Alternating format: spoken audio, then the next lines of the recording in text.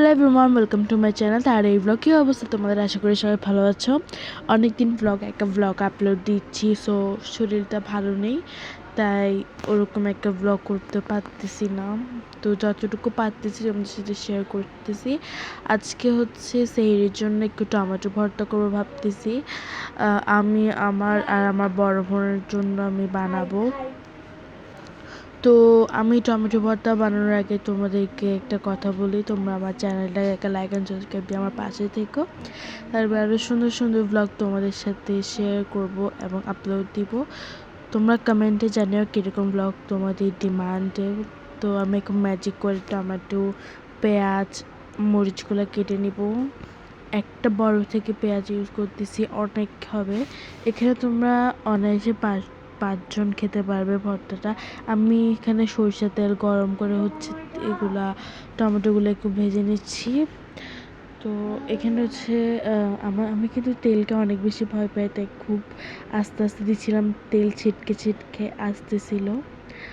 তো এখানে তেলের পরিমাপটা একটু কম হয়, আমি আর একটু তেল দিয়ে দিছি, সরিষার তেল।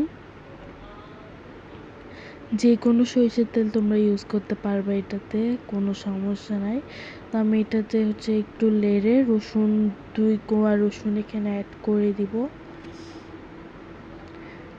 রসুন অ্যাড করলে ওটার ফ্রেগ্রেন্স অ্যান্ড এটা খাইতে খুবই মজা লাগে।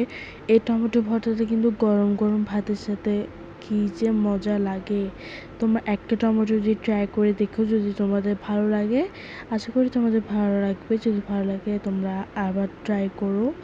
তো আমি হচ্ছে ফ্রিজ থেকে হচ্ছে ধনেপাতা আর হচ্ছে কাঁচামরিচগুলো কুটে নিয়েছিলাম। এই যে আমার টমেটোটা কিন্তু প্রায় সেদ্ধ হয়ে গিয়েছে। যে সরিষার তেলটা হচ্ছে লাস্টে বাকি থাকবে, ওইটাও কিন্তু আমাদের প্রয়োজন লাগবে, মানে এগুলো হচ্ছে লাগবে ভর্তাতে। এই যে আমি হালকা একটু লেড়ে দিচ্ছিলাম, আর 10 সেকেন্ডসের মতো লাগবে এটা হইতে। তো আমি একটু টিপে টিপে কাঠি দিয়ে দেখতেছিলাম যে এটা হয়েছে নাকি। দেখলাম যে হ্যাঁ, ঠিকই হয়েছে। তো আজকে ভর্তাটা হচ্ছে আমি একটা হামাদিস্তা দিয়ে তৈরি করব। ওটা হচ্ছে প্লাস্টিক, যেটা মেলা থেকে কিনেছিলাম ভর্তা বানানোর জন্য। প্রথমে ওখানে হচ্ছে 2টা কাঁচামরিচ কুচি আর একটু থেতো করে নিব, কারণ ওগুলো থেতো করে নিলে হচ্ছে তোমার ঝালটা হচ্ছে লাগবে। মানে যেহেতু আমরা এটা মাখা করব না, আমরা থেতলে নিব।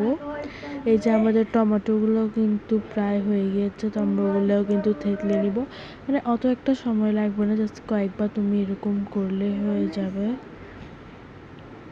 এখানে হচ্ছে যে তেলটা বাকি ছিল, ওখানে আমি পেঁয়াজ, এই যে দেখুন কি হয়েছে, পেঁয়াজের সাথে কাঁচামরিচের একটা ডান্ডি চলে আসছে, এত পরিমাণ হাসি আসতেছিল।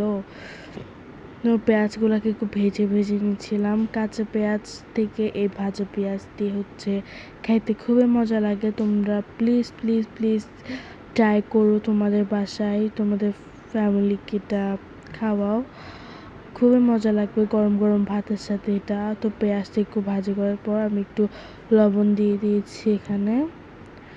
লবণ দিয়ে আর একটু, লবণটা হচ্ছে তোমাদের টেস্টের মধ্যে দিবা। আমি পরে আর একটু লবণ দিয়েছিলাম, এখানে লবণটা একটু কম হয়ে গিয়েছিল, তাই এখানে টমেটো আর ধনেপাতাটা দিয়ে দিয়েছি। এখন হচ্ছে 1 চামচ চিলি ফ্লেক্স। এই মরিচটা এত পরিমাণ ঝাল, আমি যখন ভাত খেয়েছি তখনও আমার হাতটা হচ্ছে জ্বালা করছিল।